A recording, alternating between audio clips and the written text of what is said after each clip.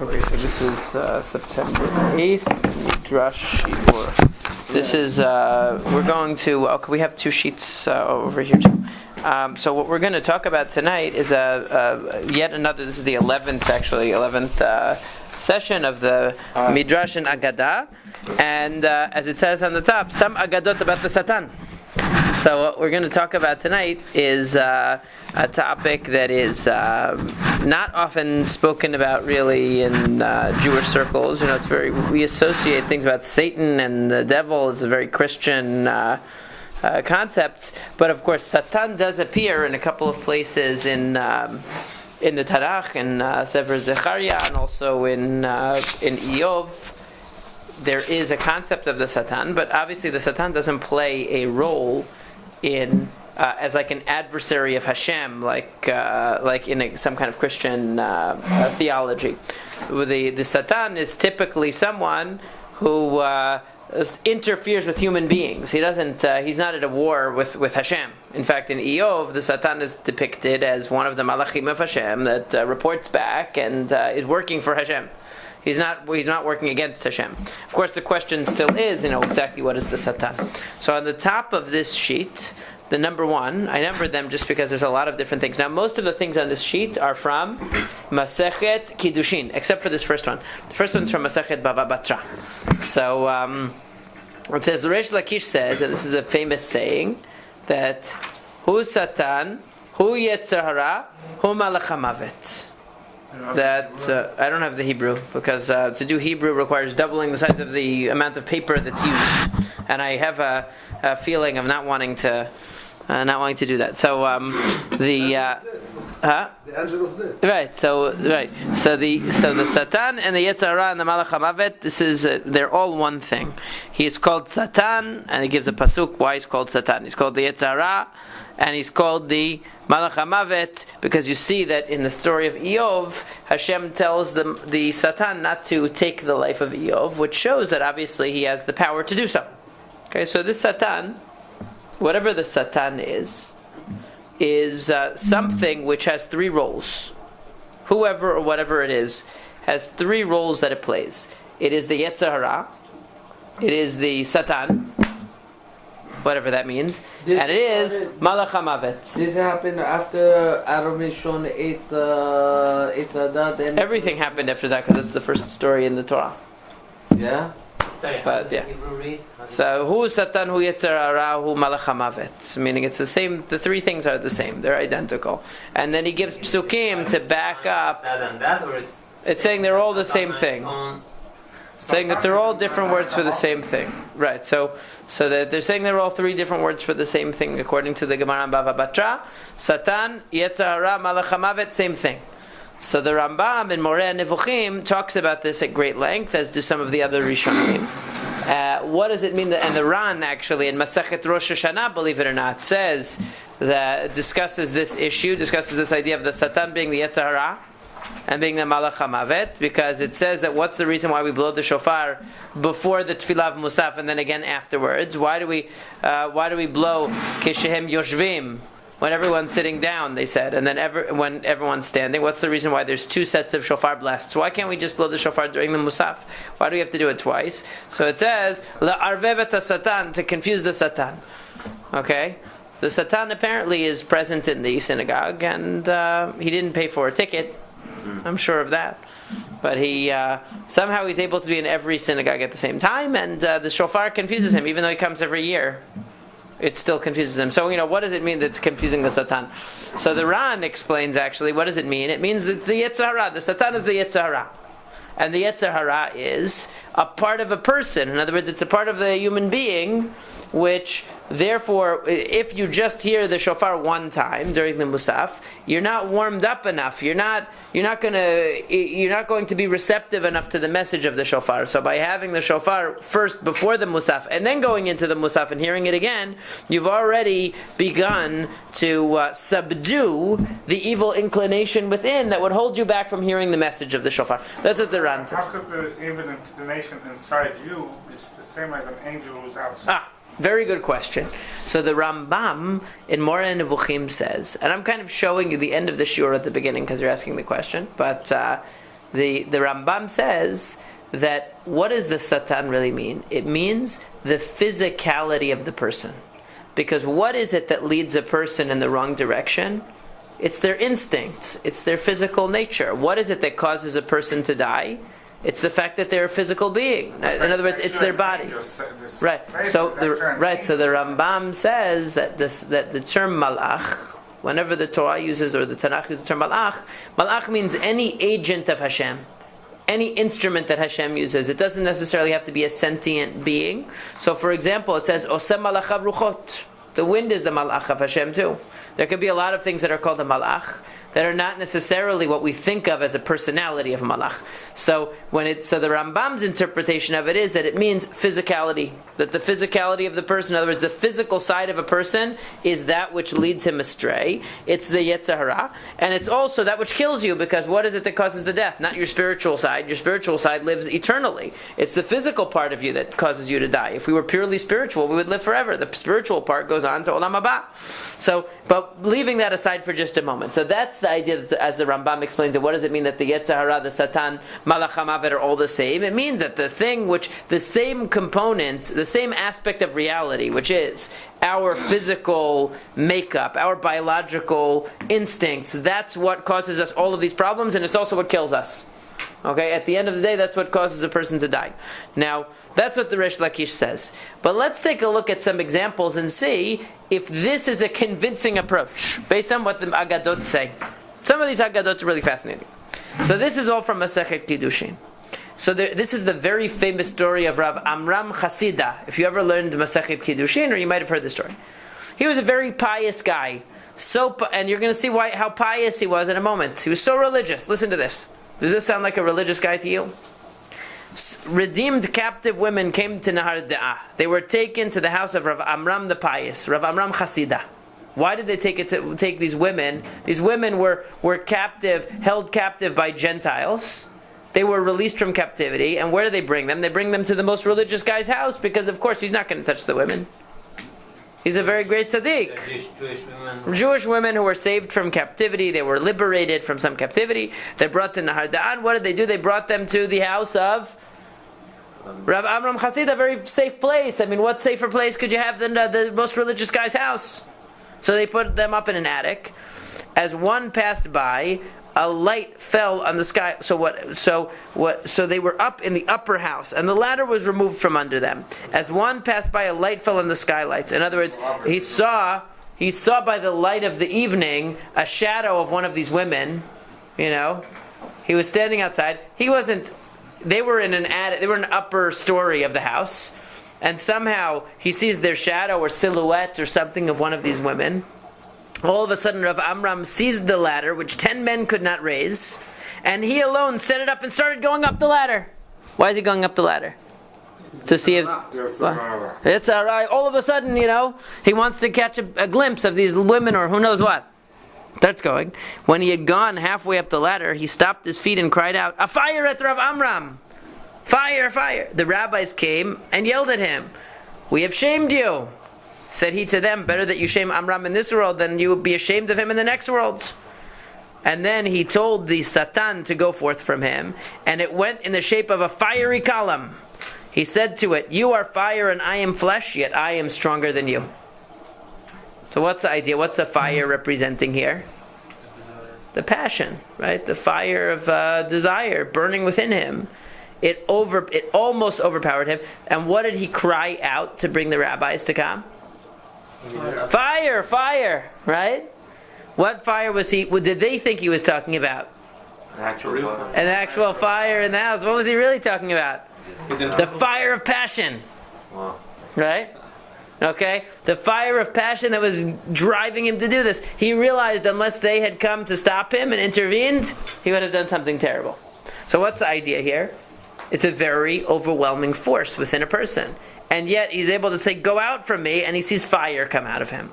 Now, that doesn't necessarily have to be understood in a literal way. In other words, the Aggadot are not always speaking in the most literal way. It's speaking in a metaphor. In other words, he was able at that moment, when we are in the grip of passion, we can't think about our desires very clearly. We can't analyze them.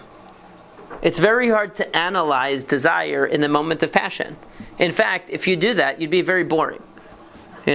Like if you're involved in some really exciting, enjoyable experience, and you say, we should really analyze. What is it about this? You're going to ruin it for everybody. Okay? So, now, and that's true with any enjoyment in life. You start overanalyzing things, and, you take the passion out. And that's what it's saying. It's saying in the moment of passion, he had so much strength, he moved a ladder that 10 men couldn't move. In other words, he had that adrenaline pumping. Again, it's an exaggeration. It's Lashon Guzma, they say. It's not literal that it was 10 men couldn't move it. Okay, it was a heavy ladder. The point is, he exerted himself beyond what was usual because he was gripped by this passion. After the story was over, and they came and they stopped him from doing this deed, then he was able to look at his desire objectively and say, that was a fire that almost consumed me, but I was able in the end to tame it. I was able to control it. So that fire that they thought was a fire burning down the house was really a fire burning within him, and that he was able to look at objectively. It's similar to, there's a story about another Midrash that we could have done another time, but there's one about David HaMelech when he comes to kill this person by the name of Naval. Naval was a bad guy, there's a whole story, but anyway, he was married to a woman named Abigail that eventually David marries. But when he's coming to kill Naval, because Naval was a no-good person he was Naval, Kishmo Kenhu, that's what it says. He was the same as his name. That's what it says in the Navi. He was a bad guy. But Abigail didn't want David to come and kill him. So she goes out and she intervenes and stops him from killing him. So the Midrash says that what did she do? First she hiked up her skirt to attract him. But then when he got closer, she said, I have a question about Hilchot Nida to ask you. I have a question about Tarat HaMishpacha, and I need to know whether this stain that I saw on this cloth is really going to make me tme'ah or not. And David HaMelech says, I can't look at marot. I can't make a psak on kitamim at nighttime, because it was nighttime when it was coming. You have to wait till the morning time. I can't make a psak at nighttime. So she said, can you be done dinei nefashot at nighttime? Can you judge that my husband is deserving of death at nighttime then? Oh, and he said, you're right. I shouldn't do it. That's not a good one. But no, I know. But what is the idea? The point is that when he was gripped by the passion of wanting to go after Naval, he was, on the warpath against him. He was dead set to punish him. But she first entices him. Okay, because he's in the throes of passion. When you're in the throes of passion, you're not thinking rationally. But as soon as she asks him a halachic question, it totally changes the tone of the discourse. Once you ask me a question about halakha, my brain starts working, right? My intellect starts working, my rationality starts working, and then I'm able to look at, hey, wait a second, am I really making the right decision here? It puts a person in a state of mind of koved rosh. It puts a person in a state of mind of gravitas, would be the word. So that's what happened here, because he knew that on his own he couldn't restrain himself, but as soon as everybody came and they said, oh, what is wrong with you, man? We came here, we thought there was a fire, and instead it's you playing around on a ladder with a bunch of girls upstairs. He said, I didn't want to be shamed in Olam Haba. I needed to stop myself, so I cried out, and they stopped him. So this idea, though, is that he's able, once he stopped, to see the Yetzer Hara in an objective way. And that's the important, it's very difficult to do that. Just like fire, when it consumes something, it's hard to tell when the fire ends and when the object begins. Like fire catches onto something, and it becomes like enmeshed in the thing that's on fire. You can't just take the fire off of the thing that's burning. The thing that's burning and the fire become as one. It becomes the fuel of the fire. So, in the same way, he wasn't able to separate the two, but as soon as he stopped, he was able to see the Yetzer Hara for what it was. Then we have another two stories about rabbis who had challenges. Rebbe Meir used to scoff at the Ovrei Avera. He used to say these people, these low class, we chachamim, we have class, and we are tzaddikim, and we wouldn't involve ourselves in any of these lowly things. But these average people, they are so low, and they're ovrei avera, they're doing sins all the time. But one day, Satan appeared to him in the guise of a woman on the opposite bank of the river. Satan was becoming put on a disguise. and there was no ferry on the water, so there was no way for him to get across. So he seized a rope and starts, I don't know how, climbing across the river to get to this woman.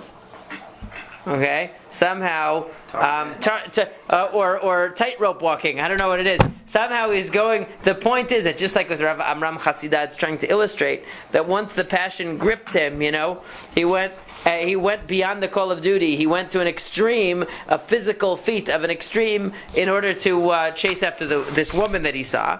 And when he reached halfway along the rope, the Satan let him go and said, had they not proclaimed in heaven, take heed of Rabbi Meir and his learning, I would have valued your life at 2 ma'ot. Do you know what that means? 2 ma'ah. Meaning nothing.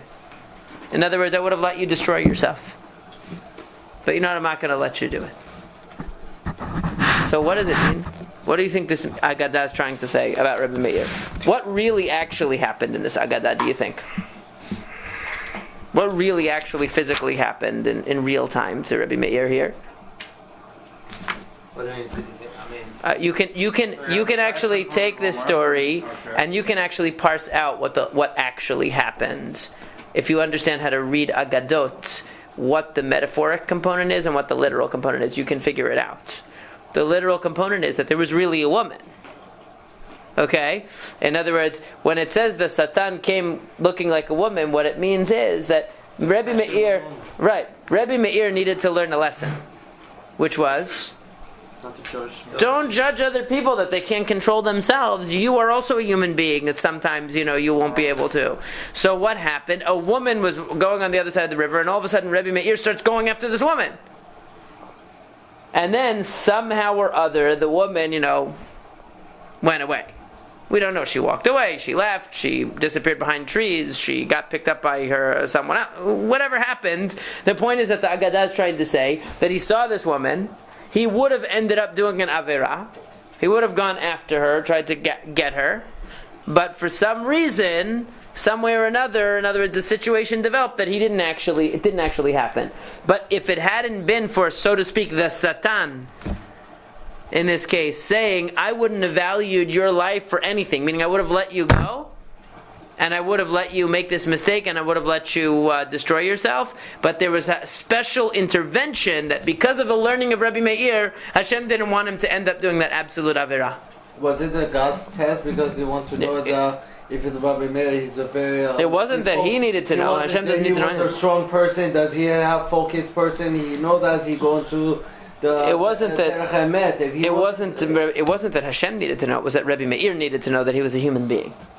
So Rabbi Meir, because he was so proud of, hey, I'm above the Yetzer Hara, I'm greater than the Yetzer Hara, so Hashem created a circumstance where there was a woman that all of a sudden without even realizing it, he starts trailing this woman and going, jumping over bridges, whatever he's doing to go after this woman. And then whatever happened prevented him from actually getting to that woman. It was the Satan in the guise of the woman, meaning to say that his desire, right? His desires were driving him after this woman. And then in the end, it was to show him, see, you ran after that woman just like the people that you make fun of. And if it hadn't been that Hashem wanted to stop you from doing a terrible Avirah that would have ruined you, you would have ended up doing it. You're no different, you're no better. Was he married? Or? Of course. But that didn't matter back then. Why he was going after the girl if he was in... Hashem wanted you... Yeah, I mean, you never heard of a married man committing any indiscretions? You're very sheltered. And anyway, they had multiple wives back then. Rabbi Akiva used to scoff at transgressors. Same thing. One day Satan appeared to him as a woman on the top of a palm tree. There was someone who was sunbathing up there, I don't know. Right? Grasping the tree, starts climbing up. But when he reached halfway up the tree, the Satan let him go. Again, what it means is whatever he thought he was chasing, whether he thought the woman was there and it was a mirage, whether it was really a woman was up there, I don't know what she'd be doing up on top of a palm tree. Well, the point is that somehow, again, a similar circumstance happened, and if it wasn't for Rabbi Akiva and his learning, I would have valued your life at 2 ma'ah. In other words, meaning that it's not your greatness that prevented you from falling into the trap of the Yetzer Hara. he might have said to him, in other words, because they were saying about themselves. What is it? Okay, so they were saying about themselves, we are so great that the Yetzer Hara has no hold over us. All these people that go after their base desires, they don't have control. We are in control. We are disciplined people. We're tzaddikim. What are you talking about? Okay, those very people have to learn a lesson. You know what? If it wasn't for Hashem helping you out, you would be just as subject to the Yetzer Hara as anybody else. So don't fool yourself into thinking otherwise. And that's why that's what the so to speak, the Satan in this case, what's teaching them the lesson is their desire is teaching them the lesson. In other words, they were running after this woman. Something happened that she was no longer available, and they said, "What the heck was I just doing?" As long as she was there, they were still running after her. An external circumstance, whatever it is, we can only piece together. Right, took her away, or there's an imagination on top of the tree. I don't know what it was, but all of these cases, in other words, we can figure out from the language of the Aggadot what literally happened. What literally happened was it was really a woman.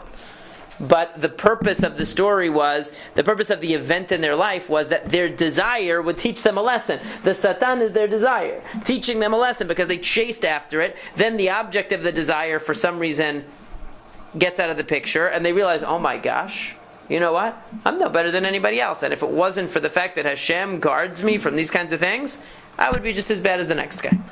Okay, maybe not just as bad, but not that much better. Right? We want to give them a little bit of credit. At least they, but still. Now, so what does it do for them knowing this? So it's a very important thing. We're going to see. Right, so what we're going to see is, we're going to get to a few stories like this. What we're going to see is, thank you, by the way. What we're going to see is that one of the key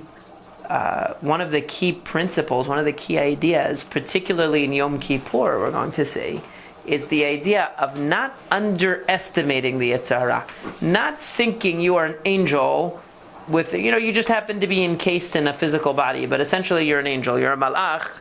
You're able to transcend the Yetzer Hara. A person, it says, al tamin ba'atzmach ad yom motach. That's what it says. You shouldn't believe in yourself until the day you die. Meaning that you shouldn't ever get to a point where you're resting on your laurels, as they say in the English saying, right? Where you feel comfortable. I've achieved greatness. I'm a tzaddik. I'm no longer subject to the Yetzer Hara. I've conquered the Yetzer Hara, and I have nothing to worry about. So a lot of what Yom Kippur is about is a reality check. You know what? We are constantly in a battle against Yetzer Hara, trying to overcome it. That's the nature of human existence. There's nobody who gets to the point where they no longer have any need to work on themselves or to be vigilant about themselves. Anybody could fall into it, and that's why that's what all of these midrashim are pointing to. That these great tzaddikim lost their perspective because they thought they had reached a plateau in their development where they no longer had to worry about their physicality. They no longer had to worry about the instinctual drives getting the best of them. And when you think you don't have to worry about them, you know what happens? That's exactly when they get the best of you. That's exactly when they get the best of you, is when you think, you know what? We talked about it in the Mishlei Shiur, in the women's shiur at the beginning of the summer when we first started the Mishlei Shiurim, that one of the things about a fool, or one of the things about an arrogant person, is that they're not vigilant about things, because they assume that things will just, once they set things in motion, everything is going to continue to go exactly as planned. They don't have to stay on top of it. They don't have to monitor it. They just assume that everything is going to work exactly the way it should, and therefore they stop focusing. And when you stop focusing and you stop paying attention and you stop being careful and you stop being vigilant, that is when life gets the best of you every time. Right? It's as soon as you drop the ball, that's when you realize that it's not going to go. Things are not going to run smoothly by themselves. You need to stay on top of things. And when you make assumptions, look what it happens in politics all the time. What's happening in the Middle East now? It didn't just start happening 2 months ago. It's been happening for years and years and years, but we didn't pay attention to it. They weren't paying attention to it. So it's not going to be a threat. Now it's a massive threat. Now even the Arab world is getting nervous. Now even the French. Now even the Germans, right? I think the people who are the right, So up till now, people just didn't.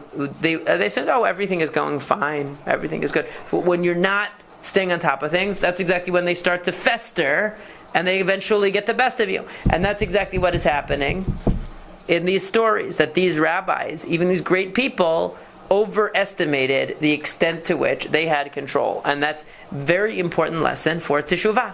Person has to be realistic with himself. If you're not realistic, then you will fall into traps again and again. You will assume that you are perfected, you don't need to worry about certain things, you're past that, you've already graduated that, and you're at a higher level. And all of these rabbis said the same thing. Now, we have another great story. Yeah? So, might be relevant for this case. Why does the two different physical Gemara, Rabbi Akiva and Rabbi Meir, the end sentence are exactly duplicate of each other? What does it have to do? You know what I'm saying? I think because the idea is that that they each had to learn the same idea. They each had to learn the same thing. Problem. Right. Don't think you're so great that you wouldn't have been anything. Hashem only saves you because of the zechut of the Torah, not because you're not because you are better than any other human being, but because of your Torah. Yeah, it's the same idea. So Pelimo, this is a famous story also from Masechet Kiddushin, used to say every day, an arrow in Satan's eyes. Okay? This is a story that you'll sometimes see. It's not the lulav. What? But that's in reference to someone who had the lulav and he's saying this is... Yeah, that's right, and that's right. They talk about that there too. That's right. It would say, I'm sticking an arrow in the eye of the Satan, right? That's not what this is. And there's also a case where the Gemara... No, this isn't, but there's also a case in the Gemara where he said, if I got married earlier, then I would have had shot an arrow in the eye of the Satan. That's true. But he would say, Gira be'enei de Satan. An arrow in the eye of the Satan, meaning, Satan, I got him under control. I'm a tzaddik. Now what happened was, one day it was the eve of Yom Kippur. What day is a person holier of all the days of Chol? Besides Yom Kippur itself, Erev Yom Kippur, everyone's going to the mikveh, saying salichot, kaparot, tzedakah, tefillah. Everyone is at their best. You don't get better than Erev Yom Kippur. You don't get better. Right? Yom Kippur is an exception. Yom Kippur, you can't measure a person by Yom Kippur. Because Yom Kippur, everybody's in synagogue all day. There's not much you can do wrong. You can't eat, you can't drink, you don't have much time to socialize, you don't have much time to do any distractions. So the fact that you were a tzaddik on Yom Kippur, I hate to break it to you, it's not that big of a deal. But there's not that much you can do. Erev Yom Kippur, that's a day where people are at their best. They're getting ready for the fast and they're in the mindset of Yom Kippur, but it's still a weekday, but people are really trying to be at their best on Erev Yom Kippur, for sure. So Pelimo, if there's ever a day that he's going to feel more confident in his ability to repel the Yetzer Hara, it's going to be Erev Yom Kippur.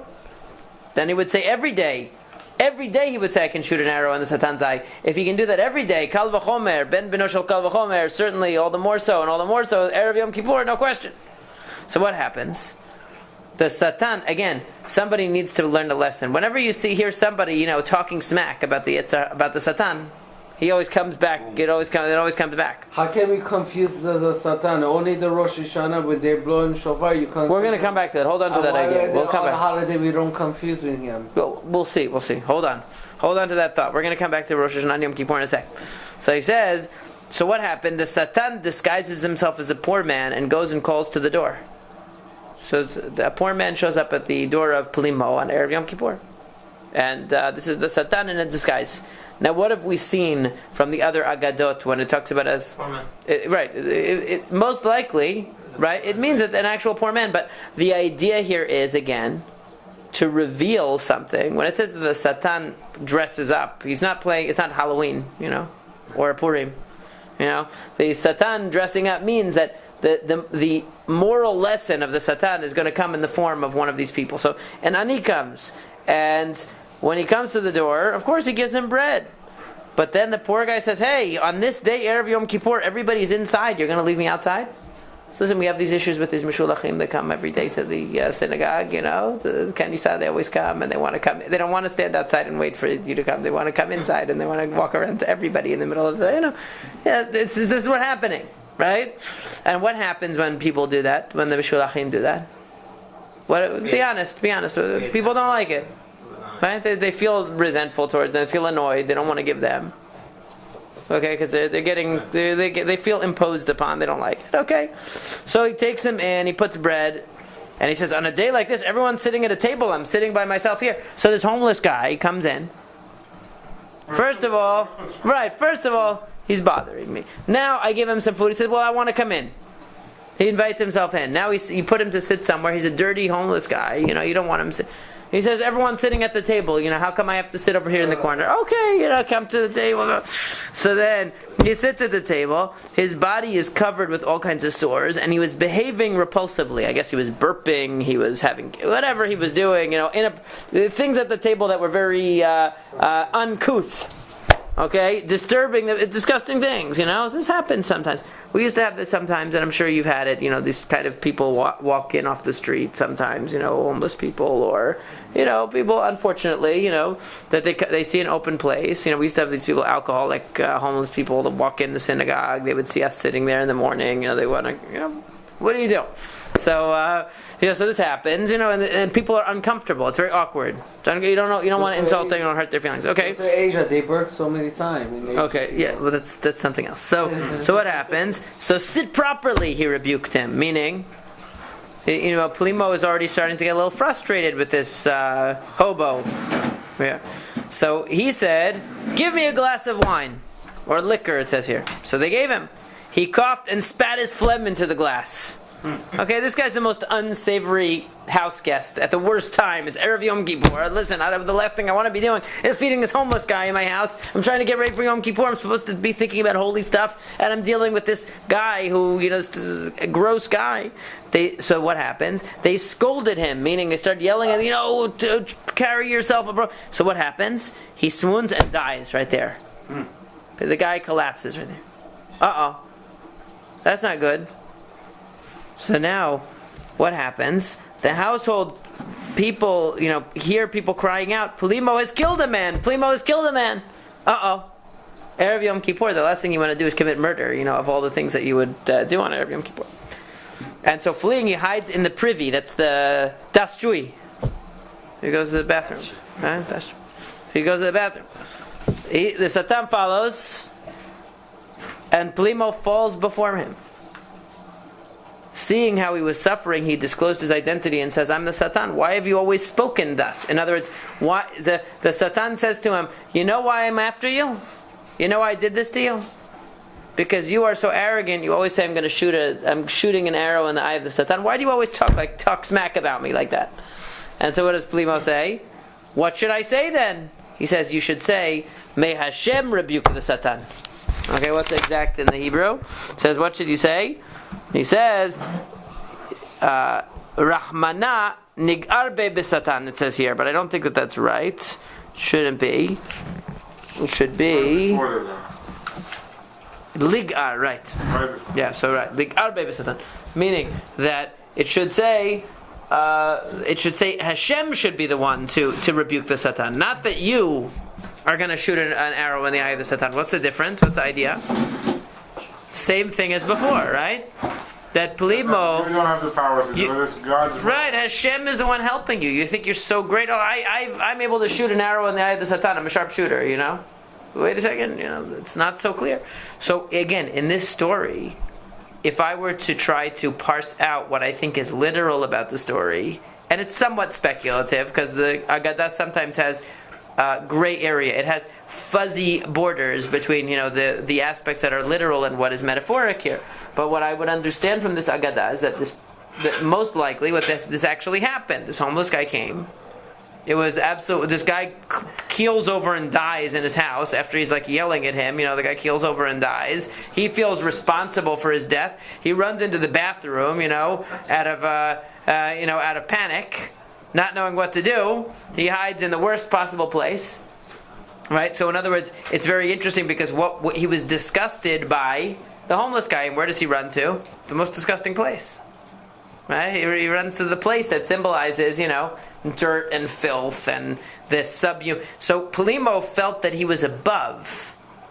He felt that I'm above this guy. This guy's imposing on me. He's imposing on me with his disgustingness, and he has no class, and he's burping, and he's demanding liquor, and he's acting in an inappropriate way at the table, and he's making me uncomfortable. And in the end, what does he run to? He runs to the bathroom, which is, of course, the place which symbolizes, all of those lowly things in yourself, right? But the metaphor here, the idea here is that he loses his temper. He becomes terribly frustrated with this guy on Erev Yom Kippur. Erev Yom Kippur of all time should be the time you're like a saint. You're the holiest. You are the most giving. You are the most tolerant. You are the most open. You're going to be all of those things. And instead, he ends up not only getting frustrated with the guy, but he basically killed the guy. I mean, probably he didn't really kill him, but the point, probably he had all kinds of medical problems, whatever. He keels over and dies right at the table, and oh no, I committed murder on Erev Yom Kippur. So what's the idea? The idea is that in the case of Plimo, it wasn't the area of sexuality like it was in the case of Rabbi Akiva, Rabbi Meir, where they had a woman, but it was instead a sense of the hafta desires. Right. It was a sense of being above, being superior, being an elitist. Sort of, it was a sense of being an elitist that got the best of him, and that there's a sense of gava that got the best of him. I'm able to overcome the satan, but look, when somebody imposes upon your private space, and somebody keeps pushing the boundaries of what you're comfortable with, look, you lost your temper, you stopped doing chesed, you stopped doing hachnasat orachim really fast. What happened to that perfection of midot, to be able to see this is a human being who's suffering and who's alienated, and he's a homeless guy, and where's your tzedakah v'chesed now? When the guy comes and imposes on you on Erev Yom Kippur, where you're supposed to be at the highest level, I'm on such a high level that I have even instead of having more tolerance, I have even less tolerance for this guy who comes to the door. So the irony is, on the day where you would think he's the most in touch with his what's right and tzedakah v'chesed, instead he falls into the trap of his sense of elitism, his sense of superiority, and he winds up causing great harm to this other person instead of doing chesed for them on Erev Yom Kippur, which, by the way, is a time where the Satan is very active, and I mean that in the way of the Yetzer Hara. The Yetzer Hara, people start fighting on Erev Yom Kippur all the time. Why is that? Because there's of course a lot of tension around Yom Kippur. There's a lot of the intense emotion, intense anxiety, but it's also a time where people feel that they are somehow Made it. What? Made it. Right, they made it. They feel above. They feel that they've achieved a certain level, and they're feeling good about themselves. They're going into Yom Kippur, and this can cause lots of things to happen, and that's exactly what happens here. So you shouldn't think that you've reached a plateau. Even on Erev Yom Kippur, you shouldn't think that, because it's the most dangerous time. You come to people during Selichot time, they do the worst avirot. Why? Oh, look how holy we are because it's Selichot time. People start fighting on Rosh Hashanah, screaming at each other on Yom Kippur. I once saw the most unbelievable thing. I was just talking about it with somebody the other day. Something I will never forget. I must have been a teenager, my late teens, and I was visiting a friend for Shabbat on Suffolk County in Long Island, and we went to the synagogue. It was Shabbat Shuvah. On Shabbat Shuvah at the Kiddush, two grown men, had to be in their at least 40s, maybe older, were clearly antagonizing each other. One would stand at the Kiddush table, the other guy would stand really close to him, like to violate his personal space, purposely. And then he would move, and the other guy would move and bother him again. And so at a certain point, the guy who was being followed took whatever food was on the table and threw it at the other guy. And so that guy took wine and threw it at him, and they started having a food fight. But it wasn't for fun; it was because they hated each other. I have no idea what the dispute was between the two guys. I have no idea, but I couldn't believe on Shabbat Shuvah of all times these guys, and they were both banned from having any kibudim in the synagogue for a whole year, like any honors. They weren't allowed to have any aliyot, nothing for a whole year. They weren't allowed to have. Why? Because they wanted to. Because they said, it's a chilul Hashem. You desecrate God's name. This kind of behavior on Shabbat Shuvah right before Yom Kippur, how could you do? So it was really something that at that time of the year, people are very heightened in their spirituality in a certain way, but also, in a certain way we are, but I think in a certain way because we're so heightened in our spirituality, our mind is on the spiritual things, we're not being as realistic looking at the details. We're thinking about the big issues. We're thinking about doing more prayer. We're thinking about doing more learning. We're thinking about all of those things. We're thinking about making sure to go to the mikveh on time. We're thinking about all those things, vidui and confessing and selichot. But we're not thinking about the baser part of our, what really needs to be worked on and the mechanics. We don't want to think about those things. We want to only think about the holiest and the most, the most transcendent, holiest, angelic things. We don't want to think about the ugly stuff. And that's what happened to Plimo. He doesn't want to think about the ugly part of human nature. And then what comes? The most ugly specimen of human nature that he could imagine shows up at his door and gets in his face right on Erev Yom Kippur. And instead of being able to see through that and being able to come down from his high level and treat the person with lots of respect and consideration, he becomes frustrated and goes to an extreme of killing the person, essentially, out of his frustration and anger. And the idea is that, look, you're not. And now, on the other side of this sheet, there's another example of a similar story, although not exactly the same, but a great story. It says, the rabbis taught, this is from Masechet Ta'anit, actually. You might have gotten up to this story. It's a famous story. No, it's on Daf Kaf, right? So it's not. The rabbis taught, a person should always be soft like a reed and not hard like a cedar. This is a famous story. Rabbi Elazar, the son of Rabbi Shimon, was coming from his teacher's house in Migdal Gedor, riding on a donkey. That was the way to travel back then. He was traveling along the bank of the river with a feeling of great joy and sense of arrogance because he had learned a great deal of Torah. Okay, when a person feels that he felt like, hey, I'm on top of the world. A very ugly person happened upon him. The ugly person said, how are you, Rabbi? Rabbi Elazar did not respond. It's a famous story. Instead, he said, what? Yeah, we've heard this one before. He said, empty one. How ugly this fellow is. Are all the people in your town as ugly as you? What a nice thing to say. What a nice thing to say. The ugly person responded, I don't know, but you should go to the craftsman who made me and tell him how ugly is the vessel that he made. What does he mean? Hashem. Tell Hashem I'm very ugly if you don't like the work that he did. Rabbi Elazar knew that he had sinned. He got off the donkey, bowed in front of him and said, I have pained you, forgive me. The man said, I will not forgive you until you go to the craftsman who made me and tell him how ugly the vessel is that he made. Wow. Right? So he's not going to let him go. I'm not going to forgive you. Go to God and tell him that he made an ugly vessel. But interestingly, according to the Gemara, the man was ugly. Like, it wasn't like, objectively speaking, he's called an ugly person. It's just not nice to say. Right? You don't have to say everything. So Rabbi Elazar keeps going. They followed him until he came to his town. All the townspeople come out to read Rabbi Elazar and they say, welcome, a rabbi teacher. The ugly guy says, who are you calling your rabbi? They said, oh, this one walking behind you. He said to them, if this is a rabbi, lo yirbu kamo b'Yisrael. Okay? I hope there won't be a lot of rabbis like that. If that's a rabbi, I hope there are not a lot of people like that in Israel. They said to him, why are you saying that? Because of what he did to me. Okay. So then they said, forgive him because he's a great Torah scholar. Okay. And he said, I'll forgive him for your sake, but only on the condition that he doesn't do this, meaning that he learns a lesson. But what's the idea here? So again, this is similar to the previous story.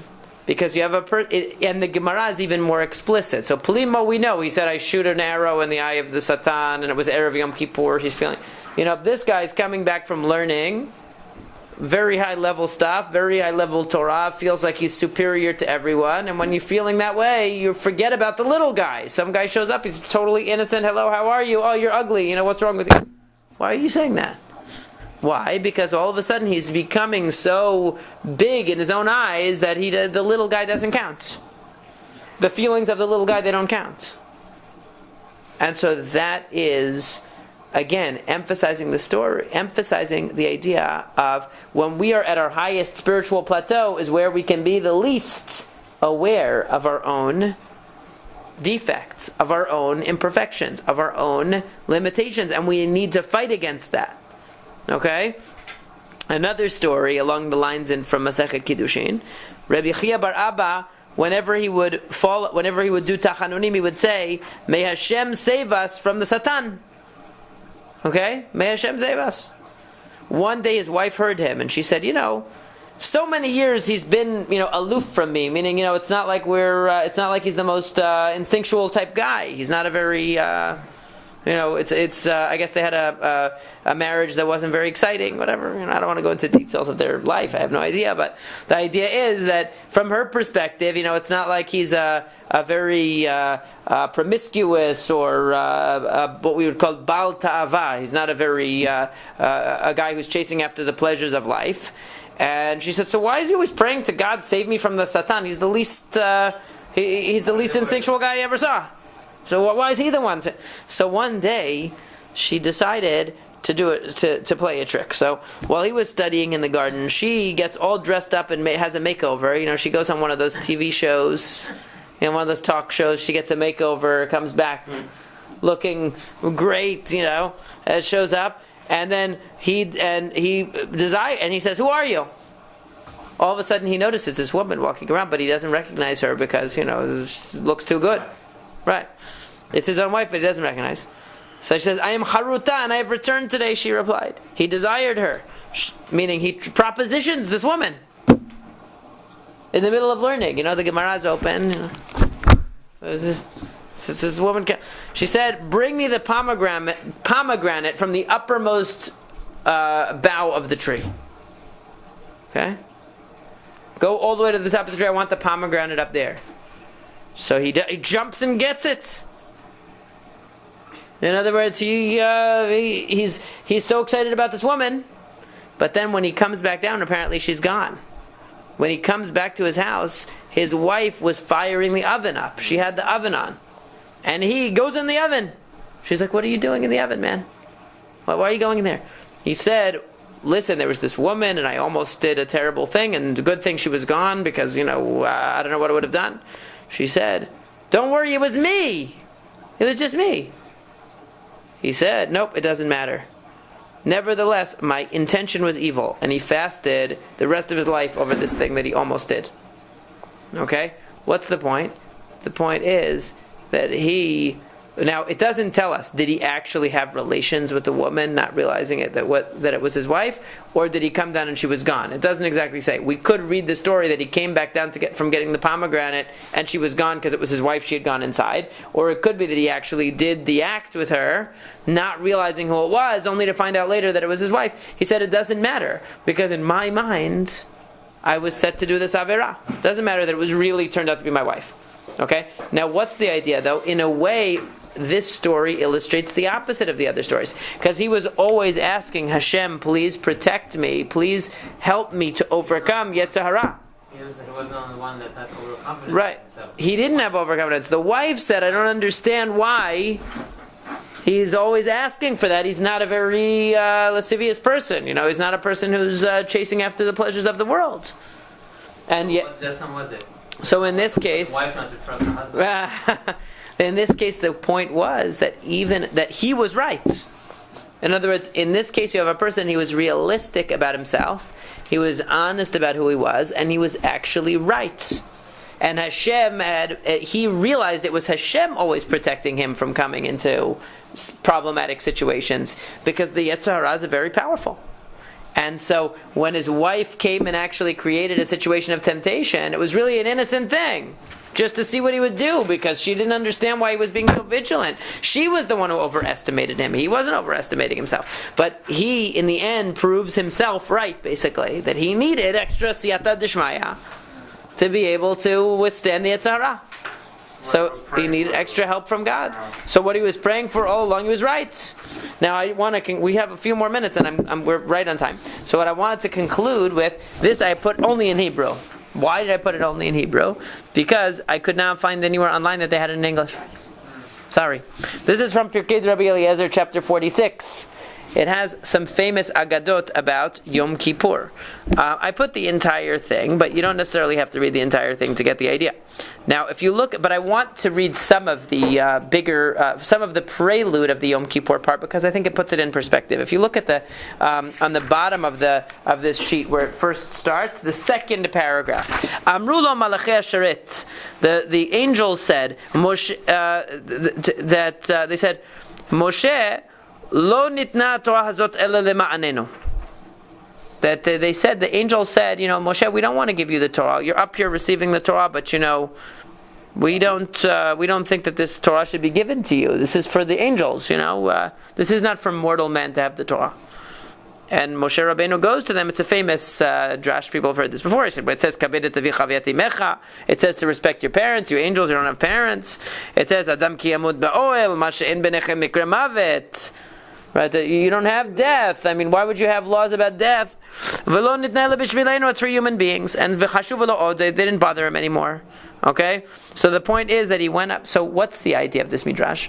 The idea is, and we'll see in a minute why this is a prelude to the subsequent part. The point is that the purpose of the Torah is, the Torah has very profound metaphysical ideas, spiritual ideas underlying it. That's why the Malachim thought it's most appropriate for the Torah to be the domain of the Malachim. It's the most profound Chokhmah of HaKadosh Baruch Hu.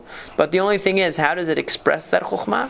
It expresses it in the physical world. It expresses it in a program for human beings to reach high levels of spirituality. It's not, so yes, it does reflect these ideas, but it's addressing the physical world, so that's why it's not for Malachim. Now, why is that relevant? Let's see. So turn to the separate page. So it says, Ben Betera Omer. Ben Betera said, Arba'im Yom Asam Moshe Bahar.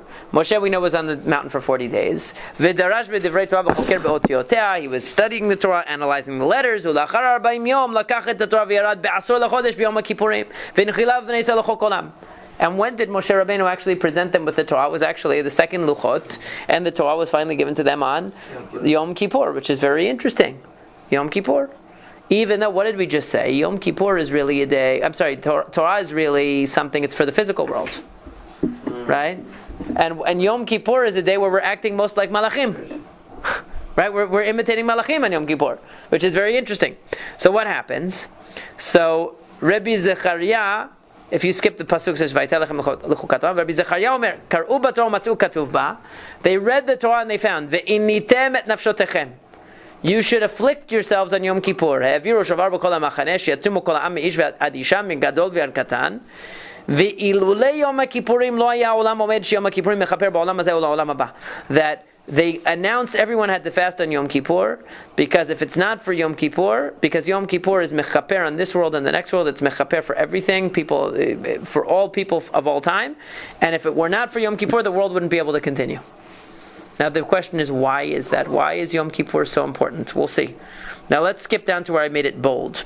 Amar Samael. Samael is another word for the Satan, for the the Malach HaMavet, the Satan, the Yetzer Hara. Lifnei HaKadosh Baruch Hu, Ribon kol ha'olamim, Master of the worlds. Al kol ha'ovdei kochavim u'mazalot natata li reshut. Val Yisrael ein natan noten li reshut. I have a question. Why did you give me power over all the nations of the world? But I, as Satan, everyone always wants what they can't have, right? Right? The one tree in Gan Eden that they weren't allowed to have, that was one they had to have, right? Oh, it's human nature. So he wanted the Jewish people. Amar lo harei yesh lecha reshut alehem biyom HaKippurim im yesh behem chet. I'll give you one day of reshut over the Jews, Yom Kippur.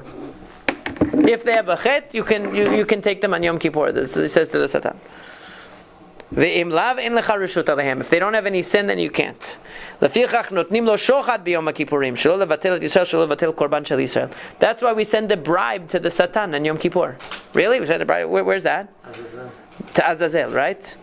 We send the korban. We have a korban for Hashem, a korban Azazel.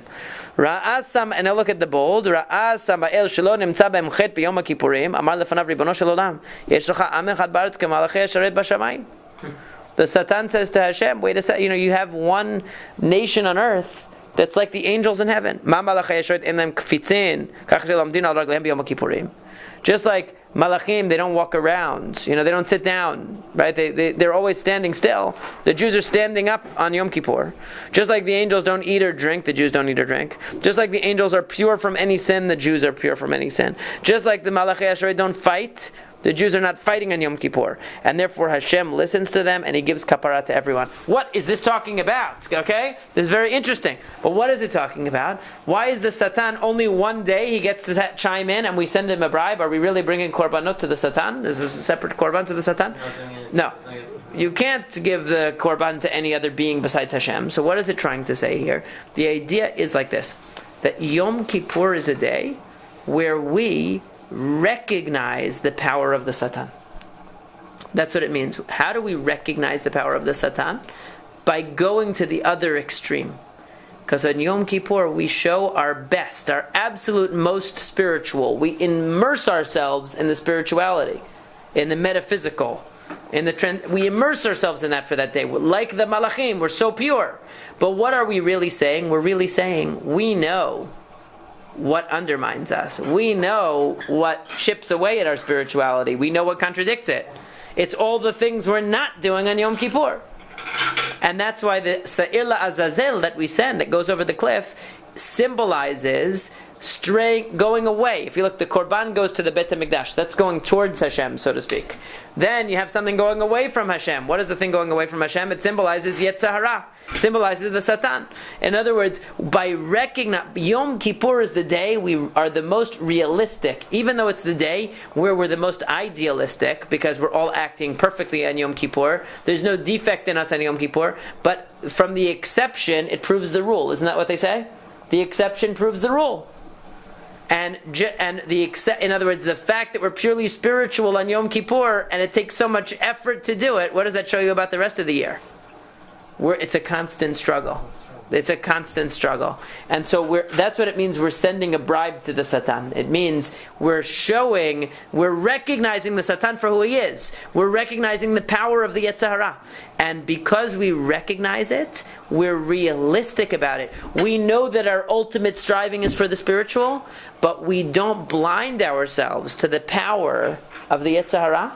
That's why Yom Kippur works. If Yom Kippur works because we actually think we are Malachim, then it doesn't work. By going to the extreme of imitating Malachim, we're saying we know what we really need to be, what the ideal spirituality is, but we also realize that that's not the total picture of who we are.